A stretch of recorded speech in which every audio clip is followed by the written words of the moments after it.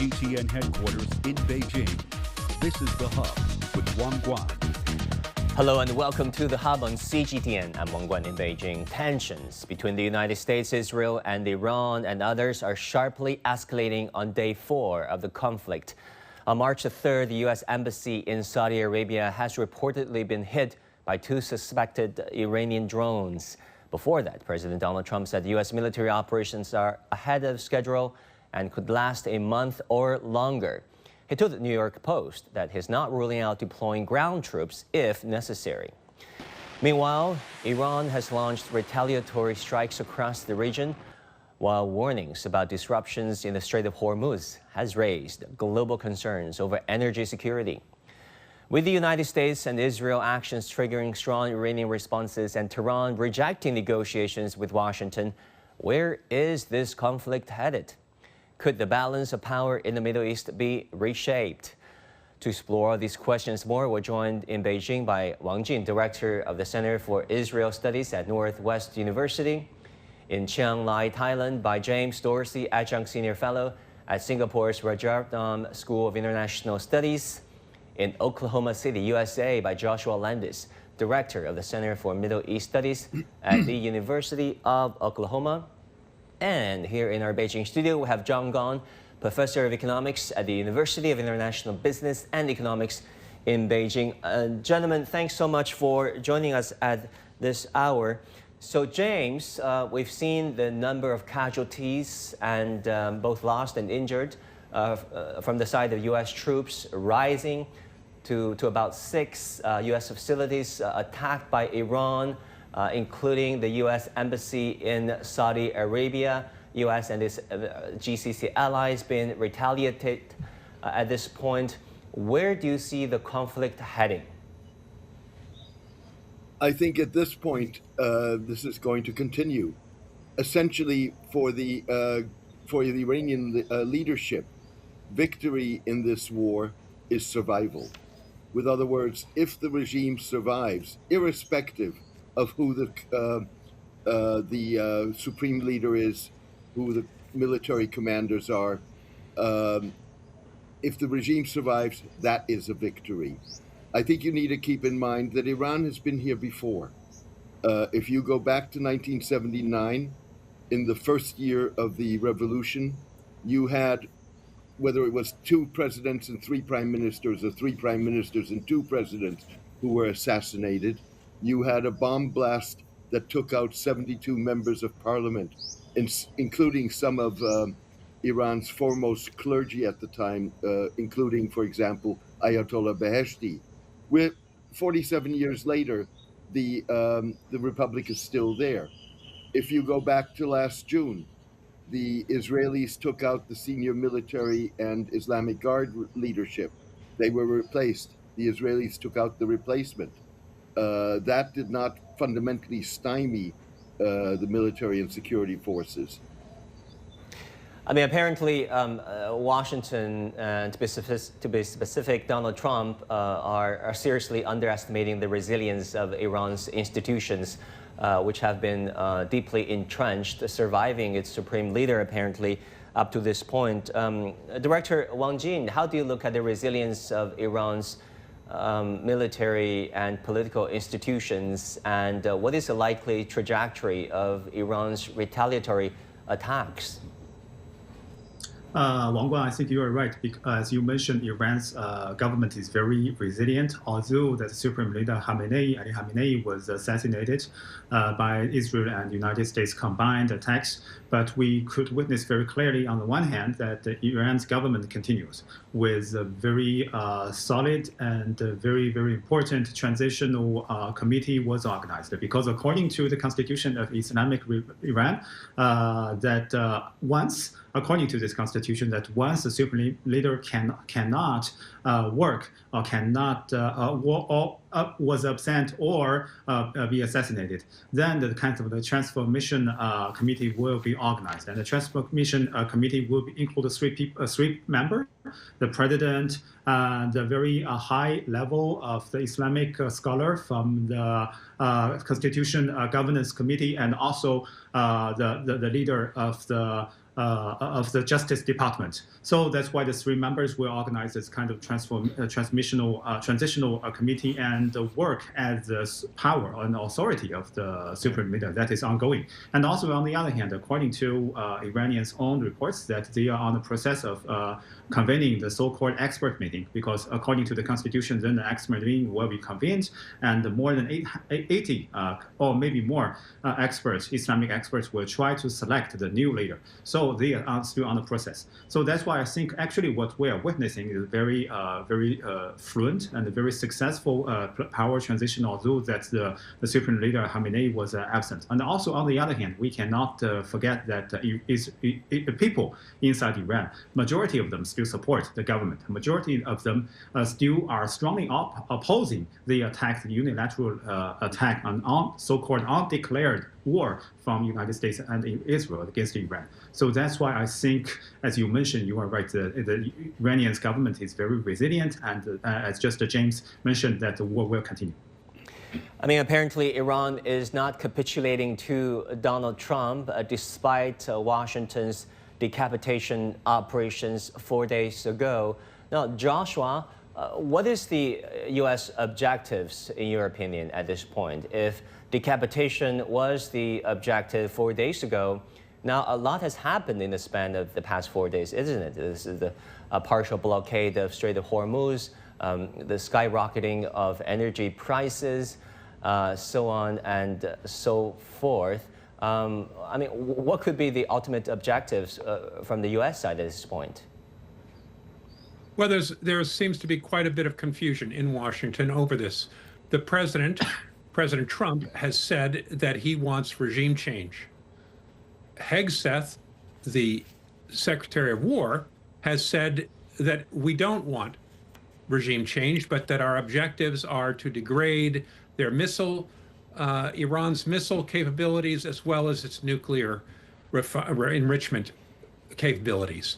But then Rubio, Secretary of State, today also said that the reason we went to war was because Israel was going to go to war, and the Defense Department suggested that Iran was going to attack American bases if Israel bombed it, and that would have killed more Americans than if America jumped in and preempted by surprise attack, which is what it's done. So we have three different versions of what America is doing there. One version suggests that Israel is really leading the way and is directing this fight. Another says that we want regime change, and that could take a long time because, as your other commentators have said, the Iranian regime seems to be much more resilient than those of the Arab regimes, such as Libya's Gaddafi, Assad, or Saddam Hussein, all of whom's regimes fell apart very quickly once they left the country or were killed. Yeah, I mean, Professor John Gong, let's talk about this. Obviously, Donald Trump and Secretary of War Hegseth said that they don't want a regime change, although they did kill the supreme leader of Iran along with the senior military and Revolutionary Guard officials. So what do you think is the objective of the U.S. at this point? Well, I don't see a conflict of statement here. I think these two statements are made at different times. I think initially President Trump does have this in mind for regime change, although the idea of a regime change just by bombing people, bombing the government, and somehow the people on the streets going to rise up and topple the government. It's an extremely far-fetched idea. I've never seen this in history. It's not going to work. Now, given the events in the last 3 days, they're seeing that this is not happening, so they're backpedaling. And yesterday, Secretary of War Hegseth said that, well, it's not about regime change. It's about degrading and rolling back its capabilities, right? I think so. You can see the series of events, they're not in conflict. And what Marco Rubio said yesterday, this idea about, it's a preemptive thing that they're going to attack us anyway if we don't participate. It's a clever invention, but it doesn't hold water at all. I mean, it's not like the conflicts between Israel and Iran haven't happened before. It happened numerous times in the past. But, what time when that happened, actually Iran came back and hit the United States, right? I mean, in a serious way. It doesn't happen before. So I think this theory that somehow, we have to participate because they're going to attack us anyway, it's a lunacy. I just don't buy into this theory at all. I also want to add a point about the previous issue you just raised, about the resilience of the Iranian government and political institutions. I think it's actually more than that. I think this resilience also manifests in its culture, in its society, in its history. This is a civilizational state. Persian Empire. But exactly, it has a history of thousands of years. And look at the history. This country has always been sort of under oppression. And I mean, look at the religious teachings in that country. It's always been preaching about this, what they describe as the resistance culture. So, this is not something new to them. They're used to that. So I think the idea of dropping some bombs and somehow this civilization state of 4,000, 5,000 year history can somehow, just succumb to the external pressure. It's just it's the fairy tale to me. It's not going to happen. Yeah. James, let's go back to the situation of the war, the conflict itself. Marco Rubio, Hegseth, and Trump didn't give a time frame for the U.S. to end the war. They wouldn't. Do you think as time goes on, as the war drags on, as it escalates, would it be better off for the United States or for Iran, considering its retaliatory capabilities?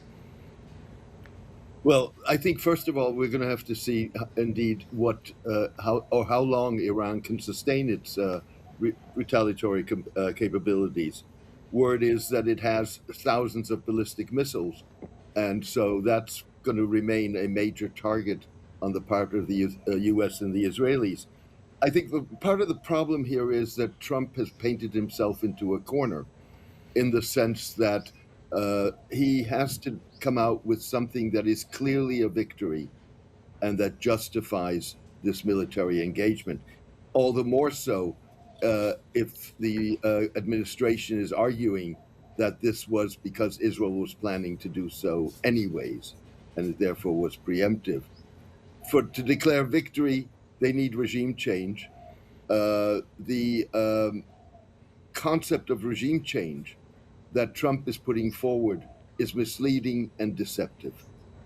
If you go back for the last 45 years of popular revolts, starting with the Islamic Revolution in 1979, through Philippines in the 1980s, in 1986, Indonesia in 1998, popular Arab revolts in 2011, what you see is that popular revolts basically succeed if they are capable of causing splits either within the political elite or within the military and security forces.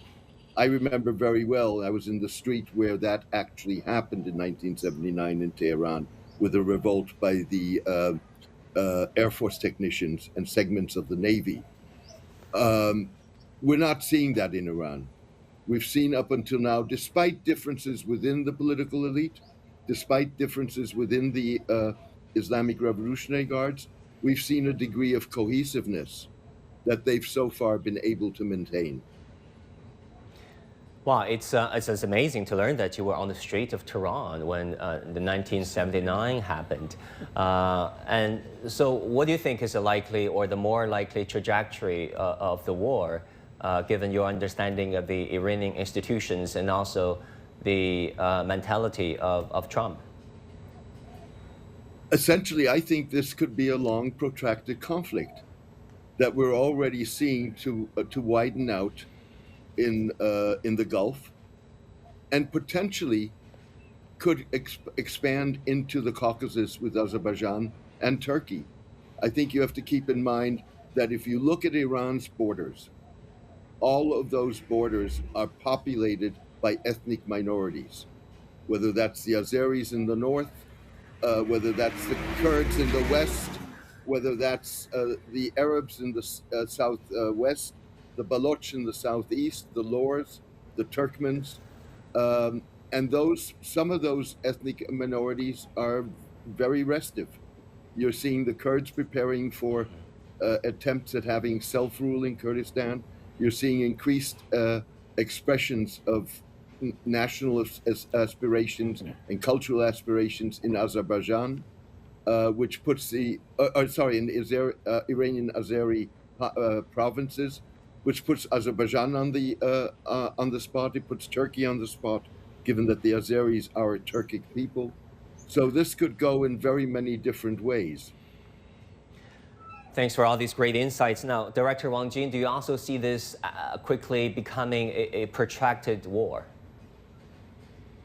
Well, I think the war will, to some extent, reach its peak maybe within the days, but then the intensity will gradually decrease. Because when we are talking about how long the war will last and how much intensity it will reach, I think we have to consider the very realistic point, that is how many missiles and how many weapons in their magazines, I mean, both inside Iran as well as for the United States and Israel. So if we're looking at the style of the attacks and the counterattack, the way they do it, I mean, United States and Israel, they launched attacks against Iran through their military, for example, the military jets, and also with the missiles, and by the aircraft carrier groups, as well as their military bases in the Middle East. But then, so it means that they launched the attack through the long-range way, rather than a very near battle-to-battle. But then, from the perspective of Iran, they also counterattack to the bases of the United States in the Middle East, to the territories, targets inside Israel, and also to the United States aircraft carriers. They use their missiles, particularly the mid-range and the long-range missiles, very advanced missiles, to counterattack. So it means that both sides should consider how many weapons they still left, and how much of the volume of their magazines at hand. So that's why I think, according to the date of the United States, they started to send out their Lincoln aircraft carrier to the near seas of Iran. And also we have to also consider how many days of the Fort aircraft carrier that has already been on the ocean. We could to some extent estimate that the United States cannot maintain very long-term attacks against Iran, and also that according to the very realistic problem, particularly economic and social pressure, political, maybe possible uncertainties inside Iran, I don't think they could also maintain a very long term of attacks. And also, meanwhile, we cannot, last but not least, we cannot forget that the intention for the regional countries, particularly for the regional Arab states, neighboring Arab states, the Saudis, the Emirates, the Bahrains, and the Kuwait, they are also suffering wars. Although they didn't choose any side, they didn't take tension, but they are also suffering the wars. So that's why they also want to end the war. And Hormuz Strait is also under closure, and the international community will hope to do something more to facilitate the peace. So that's why I think maybe the intensity will grow up in the next days, but I don't think that the war will last long. Wang Guan. Well, great. Thanks for this multi-layered analysis. Professor John Gong, what do you think is a realistic off-ramp for Iran, if any, in the horizon? And what would be an exit strategy for Washington? Yeah, well, I have a theory that the United States is going to exit first. I think, as Professor Wang Jin has mentioned, that there was those political pressures, domestic political pressure in the United States. President Trump doesn't want to see a prolonged war, that's for sure. And I'm very skeptical that he's going to send boots on the ground into Iran. And this is something he can do. He can find some reasons and just loudly declare victory somehow and withdraw from all these actions. And then the Iranian government cannot do a thing about it. I mean, they can't hit back, it's too far away, right? But that doesn't mean the war between Israel and Iran is going to end anytime soon. I think the Iranians, based on my observation, Iranians are in store for a long, protracted conflict with the state of Israel. They are not firing all their missiles. They are firing missiles in a paced approach, and clearly they're going for the long haul. And then the United States can come around and be a mediator between Israel and Iran. It's not something unfathomable. I mean, look at what happened in Ukraine. The United States used to be on the Ukrainian side. Now it's mediating peace. I think President Trump can do something similar as well. It's a possibility. You never know. I think he still like to stick to the theme that he's a president of peace. Or quote peace. Yeah, I mean, for a while he was bidding for a Nobel Peace Prize, although the opposition leader of Venezuela handed her own Nobel Peace Prize to him. Now we understand why he's so eager to get the Peace Prize. He wants to get the Peace Prize before he starts all these wars. I think that's the reason. Yeah, at some point when it seemed that the hope was all lost, the war against Iran was launched. But jokes aside, James, how do you see this all going? Would there be an exit strategy for Trump? First of all, I think it's noteworthy that Trump had an opportunity to exit this war on day one. Yeah. After the assassination of Ayatollah Ali Khamenei, he could have declared victory and said, we have set the stage for the Iranian people. This is your opportunity. Grab it. Good point. It's historic. It's not going to come back anytime soon. He didn't do so. I think the problem with the exit strategies is that Trump has redefined U.S. foreign policy. It's based on might is right, on intimidation, on coercion, on bullying, displays of military might. And what you're seeing here, whether you like Iran or not, is that after Venezuela, after Panama, after Greenland, this is the first time that a country is standing up and saying, I'm not going to buckle. And if that means a war, that's what it means. So in terms of the negotiations or looking for exit strategies, Trump's definition of a diplomatic engagement is that you capitulate. Stephen Witkoff, his special envoy, said as much last week in an interview. Whereas the Iranian concept of negotiations is very much a traditional concept. It's a concept where you come out with mutually agreeable terms, mutually beneficial terms, and allows all parties to save face. That, to a degree, what was happening. And Witkoff's statement that the president was curious because the Iranians had not yet capitulated sort of emphasizes what the problem is with exit strategies. Joshua, do you agree with our previous speakers? I mean, at this point, it would be more difficult than it was 3 days ago for Trump to trump up any excuse to exit this war. Well, I think the pressure is going to mount on him fairly quickly because he did not go to the American people. He did not make an argument for why we needed to go to war. In fact, 6 months ago, this summer after the 12-day war, he said we had obliterated their nuclear capacity. Also, it should be noted that gas prices in the United States have gone up 30 cents a gallon. That means that to fill up your car, it costs $3 more now.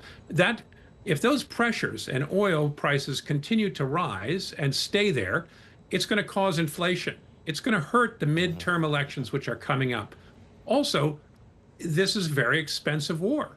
So Americans are beginning to criticize on many different angles, saying this should not be an American war. Iran did not threaten us. It's illegal. The Democrats are attacking him. So I think the pressure is going to mount quickly.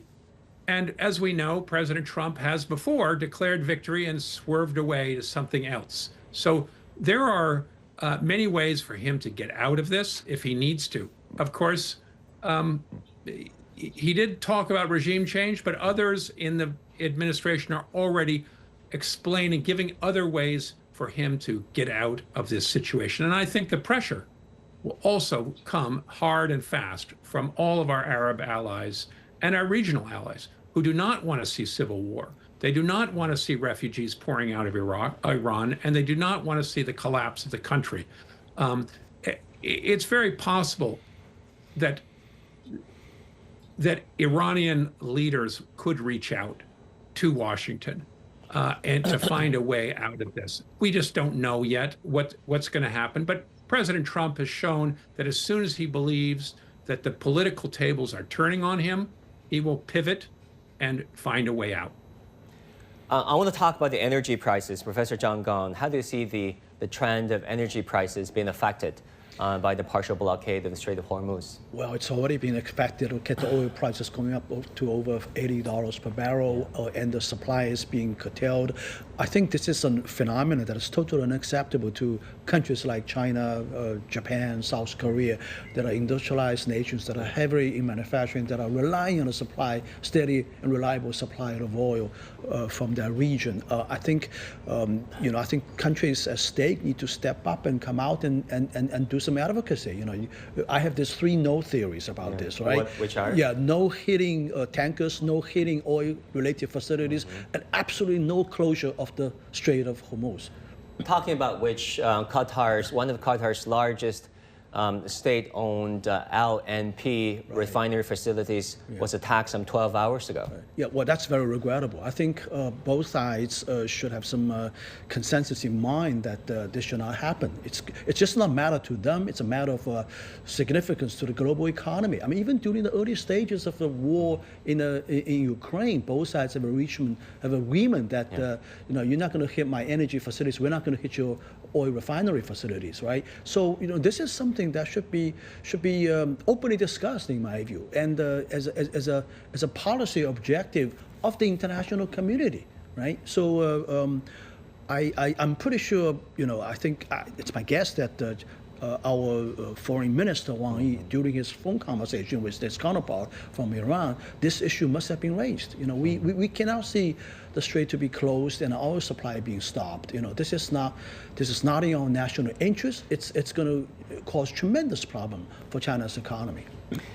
Is there anything the U.S. military can do to, for example, unblock the Strait of Hormuz? No, I don't think so. It's such a narrow strait. You can see the ships coming through your eyes, and it's not enough time for reaction. I mean, they launched the missile, they launched the drone, and tankers a very large target, and it can be easily hit. So I think there got to be a mechanism to make sure that these kind of things will not happen. Yeah. James, you have the final word. You were on the Strait of Tehran in 1979. Now, some 40, 50 years later, things are happening all over again. What are the things you keep an eye on in the next couple of days? I think I'm keeping my eye on essentially, first of all, the military developments. What I do think is indeed that the Iranians will reach out and have reached out for a negotiated solution. Fact of the matter is that what we are seeing is, and I think that's an important difference, in the Iranian attacks on Israel in 2024, 2025, in the Iranian response to the 2020 killing of Qasem, of the commander of the Al-Quds force in Iran, Soleimani. Iran's response was calibrated. Iran made very clear that its response in this case would not be calibrated. I think the Gulf states are in a bind. They have not wanted this war. They don't want this war. They campaigned or lobbied heavily not to have this war. The Iranian attacks on the Gulf states send 2 messages. One message is to the Gulf states: your U.S. bases on your soil are a liability. They are not a deterrence. Yeah. And the second message that it sends is... All right, James, sorry to disrupt you, but it's all the time we have for this live broadcast. We hope to have you back, and thank you for watching. I'll see you again next time.